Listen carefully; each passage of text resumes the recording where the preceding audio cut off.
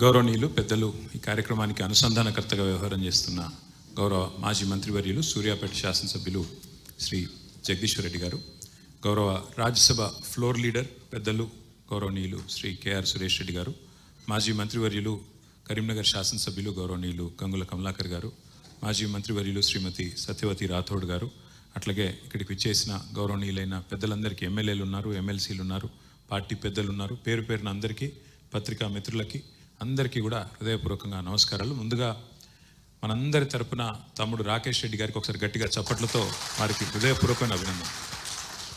ప్రజల్లో నెలకొని ఉన్న కొన్ని అపోహలు, మన ప్రత్యర్థులు చేస్తున్న దుష్ప్రచారాలు, వాటన్నిటికీ తెరదించే విధంగా చాలా చక్కగా చక్కటి తెలుగులో సరళమైన భాషలో మరి మాట్లాడడమే కాకుండా దృశ్య శ్రవణ మాధ్యమం ద్వారా అందరికీ చేరవేసే ప్రయత్నం ఒకటి చేసినందుకు, అది కూడా మీ అంతటా మీరే సంకల్పించి, మిమ్మల్ని పార్టీ ఆదేశించలేదు, ఇంకా ఎవరో ప్రోద్బలం లేదు, మీ అంతటా మీరుగానే చొరవ తీసుకొని అరే ఇంత అన్యాయం చేస్తున్నారు వీళ్ళు, ఎంత దుర్మార్గం ఇది, కేసీఆర్ గారిని బదనాం చేసే ప్రయత్నము, పార్టీని బదనాం చేసే ప్రయత్నము, తెలంగాణను ఎండబెట్టే ప్రయత్నం ఏదైతే కాంగ్రెస్ పార్టీ చేస్తున్నదో దీన్ని ఖచ్చితంగా ఈ కుట్రని ఛేదించాలని చెప్పి తమ్ముడు రాకేష్ రెడ్డి గారు తనంతట తానుగా నాకు ఫోన్ చేసి అన్న ఈ ప్రయత్నం చేస్తున్నా అంటే, మరి టీం ఉన్నదా తమ్మి అన్న. నేను టీం ఏముందన్నా, సంకల్పం ఉన్నది, 4-5 పిల్లగాన్లు ఉన్నాం, మేము పోతాం చేస్తామన్నాడు.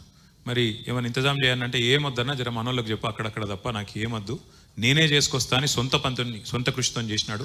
హృదయపూర్వకంగా మీకు అభినందన. ఇప్పుడు నేను ఇక్కడికి వచ్చే ముందు నేను ఫోన్లో బిజీగా ఒకటి చూస్తూ ఉంటే ఏంటి అంటే, మనం నిజంగా కూడా కొన్ని విషయాల్లో మనం మార్కెటింగ్ చక్కగా చేసుకోలేదు.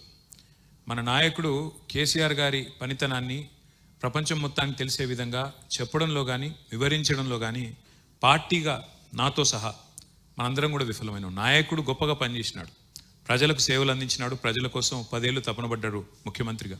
చెప్పడంలో మనం విఫలమైనాం. ఇక్కడికి వచ్చే ముందు ఫోన్లో చూస్తూ ఉంటే నేను పక్క రాష్ట్రమైన ఆంధ్రప్రదేశ్లో ఆనాడు ఉమ్మడి రాష్ట్రంగా ఉన్నప్పుడే పోలవరం ప్రాజెక్టు గురించి సినిమాలు వచ్చినాయి, కథలు వచ్చినాయి, చాలా వచ్చినాయి. పోలవరం ప్రాజెక్టు ఒరిజినల్గా కాన్సెప్చువల్గా అనుకున్నది 1940వ దశకంలో, అంటే స్వాతంత్రం రాకపూర్వం.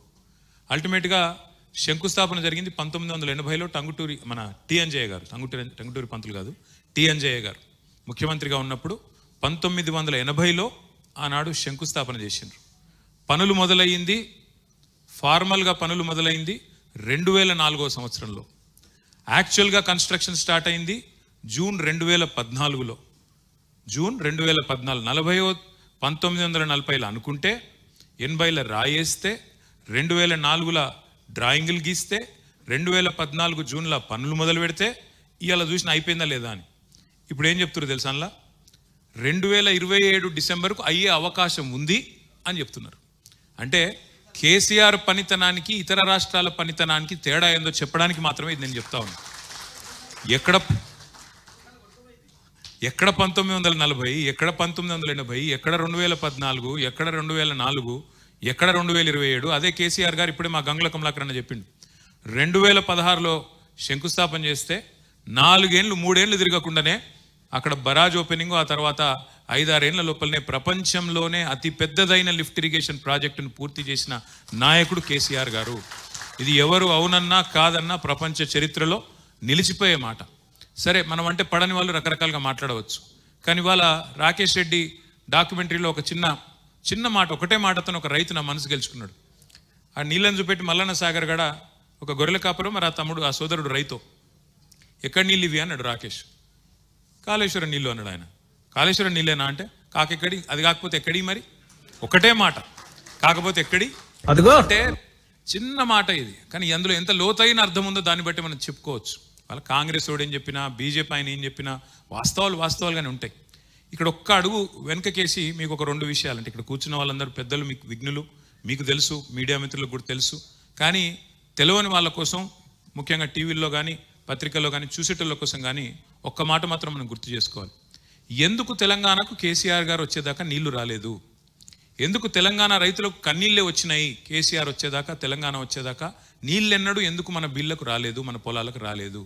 ఇప్పుడే సురేష్ రెడ్డి గారు చెప్పినారు, పోచంపాడు కడితే చివరికి దాని కింద మొట్టమొదటి నియోజకవర్గం ఆర్మూర్లోకే చివరి దాకా నీళ్లు రాని పరిస్థితి. అంటే డ్యామ్ కింద ఉండే మొదటి నియోజకవర్గానికే చివరి దాకా చివరి తడికి నీళ్లు రాకపోతే చివరి మడికి నీళ్లు రాకపోతే, ఫస్ట్ డిస్ట్రిబ్యూటర్కి నీళ్లు రాకపోతే లాస్ట్ డిస్ట్రిబ్యూటర్కి 380 కిలోమీటర్ల అవతల ఎక్కడికి వెళ్ళి వస్తాయి?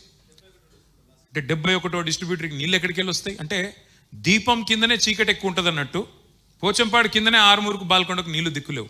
ఎందుకు ఈ పరిస్థితిని ఆలోచిస్తే తెలంగాణ జియోగ్రఫీ మనం ఒక్కసారి అర్థం చేసుకోవాలి. కేసీఆర్ గారు ఎప్పుడు మా క్యాబినెట్ సమావేశాల్లో, మాకు పార్టీ అంతర్గత సమావేశాల్లో చెప్తా ఉంటారు, అందరూ పెన్ను పేపర్ పట్టుకొని రాసుకోండి అంటాడు, చిన్నపిల్లలకి చెప్పినట్టు. అప్పుడప్పుడు మాకు కూడా విసుగొచ్చేది, ఏం సార్ మనం మరీ బడిపంతులు లెక్క బడిల పిల్లలకు చెప్పినట్టు ఏంది ఇది అని. కానీ కొన్ని విషయాలు 1కి 2 సార్లు 12 సార్లు రాస్తే గుర్తుపెట్టుకుంటే మనకు రుబ్బితేనే ఎక్కుతాయి. అట్లాగే ఒక్క మాట, తెలంగాణకు ఎందుకు నీళ్లు రాలేదు, ఎందుకు ఇవ్వలేకపోయినారు అంటే, సరే ఒకటేమో వివక్ష, ఇవ్వకూడదు అనే ఒక ఎజెండా, కిందికి నీళ్లు తీసుకొని పోవాలనే ఎజెండా ఒకటైతే, రెండవది మన తెలంగాణ యొక్క భౌగోళిక పరిస్థితి. ఇవాళ తెలంగాణను భౌగోళికంగా చూస్తే ఇట్లా ఒక గుడిసెలాగా తెలంగాణ ఉంటుంది, ఒక గుడిసె షేప్లో తెలంగాణ ఉంటుంది. ఈ గుడిసెకు ఒకవైపు నుంచి ఒరుసు నుంచి కింది నుంచి కృష్ణ పోతుంది, ఇంకో వైపు నుంచి గోదావరి పోతుంది. కృష్ణానది 110-120 మీటర్ల మీద, సముద్రానికి 110-120 మీటర్ల మీదకి వెళ్ళి కృష్ణానది పారకం ఉంటుంది మన తెలంగాణ మొత్తంగా చూస్తే. గోదావరి 80-90-100 మీటర్ల మీద గోదావరి. అంటే ఇట్లా గుడిసెలాగా తెలంగాణ ఉంటే ఒక ఒరుసుకెళ్ళి కృష్ణ, ఇంకో ఒరుసుకెళ్ళి గోదావరి, రెండు పోతాయి. అయితే ఇక్కడ హైదరాబాద్, ఇప్పుడు ఎక్కడైతే మనం కూర్చొని ఉన్నామో, ఇది 535 మీటర్ల మీద ఉంటుంది. అంటే 80 మీటర్ల కాడ మేడిగడ్డ ఉంటే, హైదరాబాదు 535 మీటర్ల మీద ఉంటే, మరి నీళ్ళు ఎట్లా తేవాలి? హైదరాబాద్కైనా మార్గమధ్యంలో ఉండే వివిధ జిల్లాలకైనా ఏ ప్రాంతానికైనా నీళ్ళు ఎట్లా తేవాలి? ఎట్లా తేవాలంటే ఒకటే మార్గం. ఒక రైతు ఇవాళ తెలంగాణ రాకముందు, కేసీఆర్ గారు ముఖ్యమంత్రి కాకముందు తన పొలంలోకి నీళ్లు తెచ్చుకోవాలి అంటే, ఎందుకంటే కాంగ్రెస్ వాళ్ళు ఎన్నడూ పెద్దగా ఈ విషయంలో, ఈ రంగంలో, సాగునీటి రంగంలో పెద్దగా పని చేయలేదు.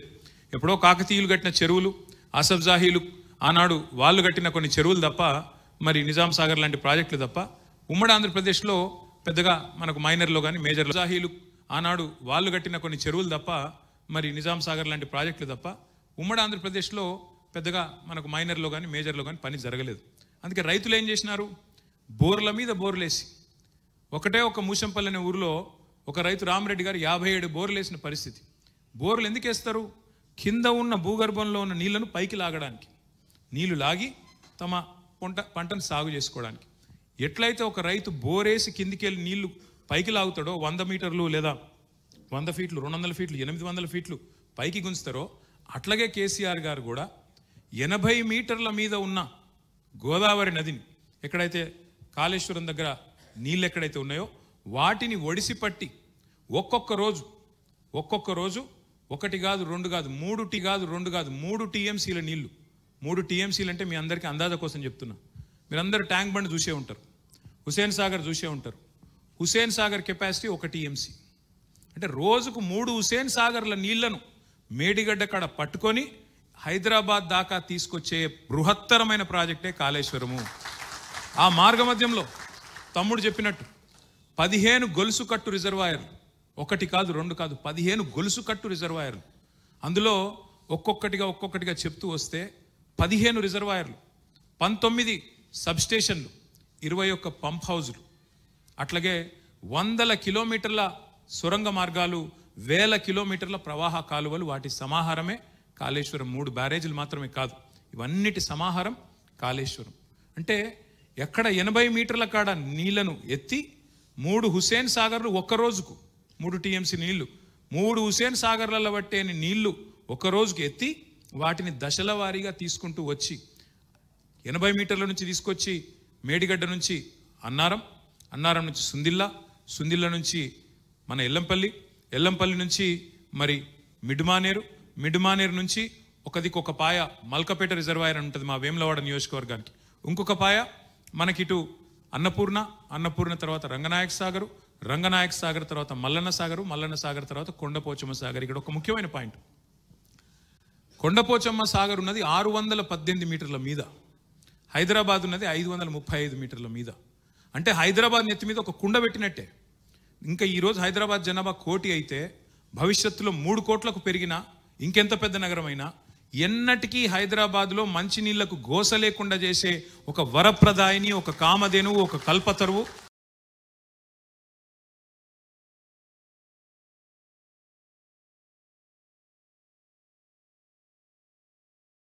లో తాగునీరు మాత్రమే కాదు, పెద్ద పెద్ద కంపెనీలకు ఈరోజు ఇండస్ట్రియల్ కన్సంప్షన్ కోసం కూడా వాటర్ ఇస్తున్న ప్రాజెక్టు కాళేశ్వరం.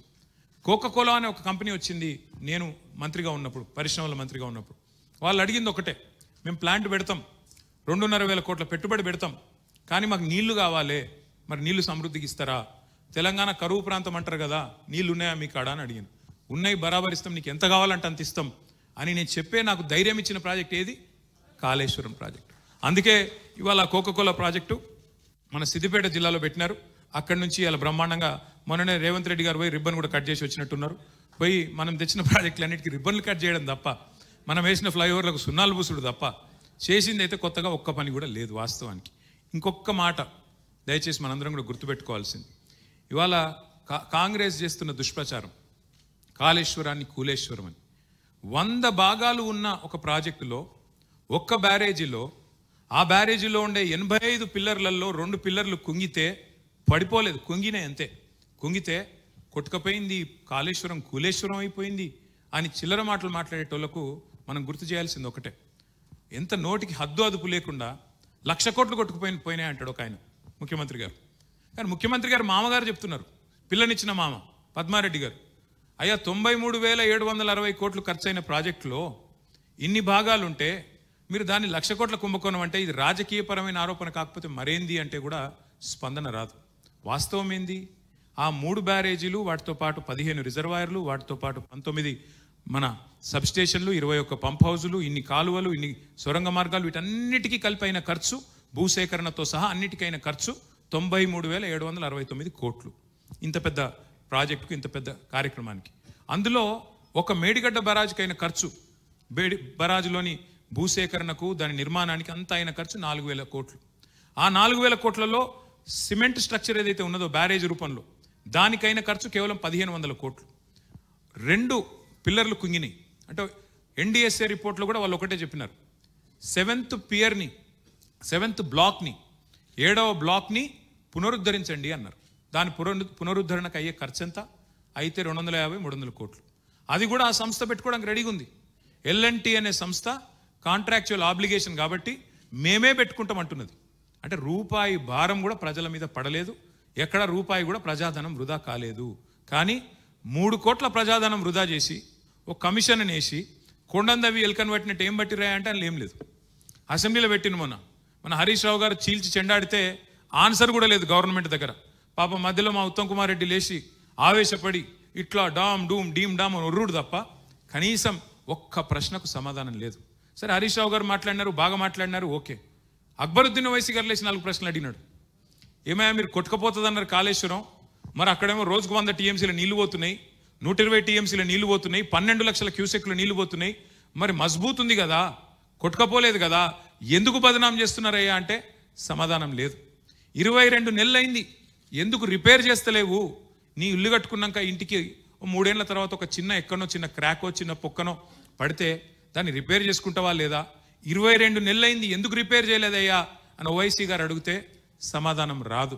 అట్లాగే ఆయన ఇంకొక ముఖ్యమైన ప్రశ్న అడిగిండు, మీరు మరి గోదావరి నీళ్ళు హైదరాబాద్ తెస్తామంటారు కదా, మరి కాళేశ్వరం కూలిపోయింది అంటున్నావు కదా, ఏడికెళ్ళి తెస్తావు నీళ్లు కాళేశ్వరం నీళ్లు కాకపోతే అని అడిగితే గుడ్లు తేలేసిండు ముఖ్యమంత్రి తప్ప ఆయనకి సమాధానం చెప్పే సత్తా కూడా లేదు.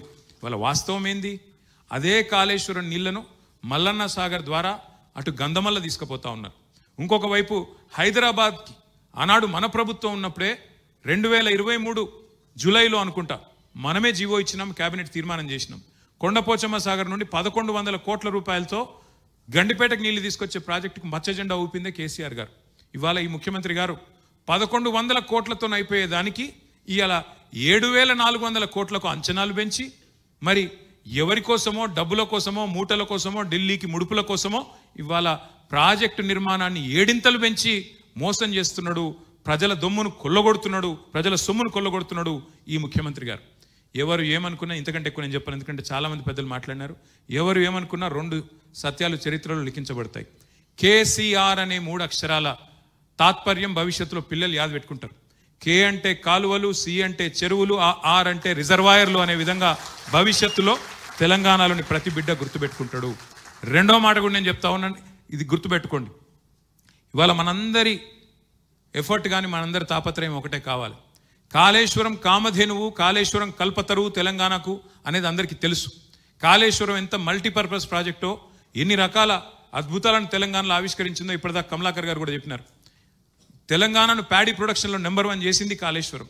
తెలంగాణకు భవిష్యత్తులో కరువు వచ్చినా, ఎస్ఆర్ఎస్పి నుంచి నీళ్లు రాకపోయినా, ఇటు కడెం నుంచి కిందికి నీళ్లు రాకపోయినా మనకు, మీరు ఒక మాట చెప్పాలి, మీకు ఇదివరకు ఇనింటారు కానీ మళ్ళీ ఒక మాట చెప్పి నేను ముగిస్తాను. కాళేశ్వరం డిజైన్ ఎంత గొప్ప డిజైన్ అంటే 3 మార్గాలు ఉన్నాయి మనకు నీళ్లు తీసుకోవడానికి. రెగ్యులర్గా మీకు వర్షపాతం, నార్మల్ వర్షపాతం వస్తే ఎస్ఆర్ఎస్పి కనుక నిండితే, గోదావరి నిండితే చక్కగా మీ కాకతీయ కాలువ ద్వారా నీళ్ళు తీసుకునే అవకాశం ఒక మార్గం. రెండవది, ఒకవేళ ఎక్సెస్ రెయిన్ఫాల్ వస్తే పైన మహారాష్ట్రలో కానీ ఇంకోటి కానీ మీకు ఎస్ఆర్ఎస్పి నిండి ఎక్సెస్ ఒకవేళ ఫ్లడ్ ఫ్లో వస్తే, ఫ్లడ్ లాగా వస్తే, వరద వస్తే ఫ్లడ్ ఫ్లో కాలువ ద్వారా మిడ్మానేరు నింపుకోవచ్చు, అక్కడి నుంచి నీళ్లు పైకి తెచ్చుకోవచ్చు. ఈ రెండూ ఫెయిల్ అయినప్పుడు, అంటే సాధారణ వర్షపాతం లేనప్పుడు లేదా ఫ్లడ్ లైక్ సిచ్యువేషన్ లేనప్పుడు కరువు వస్తే, ఆ కరువులో కూడా తెలంగాణలో నీళ్లు ఉండేది ఎక్కడ, గోదావరిలో. అంటే ఒకటే ఒక్క ప్రాంతం మేడిగడ్డ. అక్కడి నుంచి అంటే తెలంగాణను డ్రాట్ ప్రూఫ్ చేసేది, కరువు వచ్చినా కరువులో కూడా తెలంగాణను కాపాడే ప్రాజెక్టు కామధేనువు లాంటి, కల్పతరువు లాంటి ప్రాజెక్టు కాళేశ్వరం. అందుకే మనం ఇవాళ అందరం సమిష్టిగా చేయాల్సింది ఈ డాక్యుమెంటరీని ఇంటింటికి, మనిషి మనిషికి తీసుకొని పోవాలి. నేను తప్పకుండా వెంటనే దీనికి రూపకల్పన చేస్తాను. అన్ని జిల్లా పార్టీ కార్యాలయాల్లో, అన్ని నియోజకవర్గాల్లో కూడా ఎక్కడెక్కడైతే కార్యాలయాలు ఉన్నాయో, లేకపోతే ఒక ఫంక్షన్ హాల్ అన్న తీసుకొని ప్రతి నియోజకవర్గంలో, ప్రతి జిల్లాలో ఈ డాక్యుమెంటరీని, తమ్ముడు రాకేష్ రెడ్డి ఇంత కష్టపడి చేసిన డాక్యుమెంటరీని తప్పకుండా అందరం సమిష్టిగా ప్రదర్శిద్దాం. వాళ్ళ బృందానికి కూడా హృదయపూర్వకంగా అభినందనలు. శనేశ్వరం లాంటి కాంగ్రెస్ పార్టీ మన రాష్ట్రాన్ని నుంచి వదిలిపోయేదాకా, కాళేశ్వరమే వరప్రధాయిని అని ప్రజలకు తెలియజెప్పేదాకా మనందరం కూడా సమిష్టిగా కష్టపడదాం, ముందుకు పోదాం. మళ్ళీ తమ్ముడు బృందానికి హృదయపూర్వకంగా అభినందనలు తెలియజేస్తూ జై తెలంగాణ, జై కేసీఆర్. Thank you.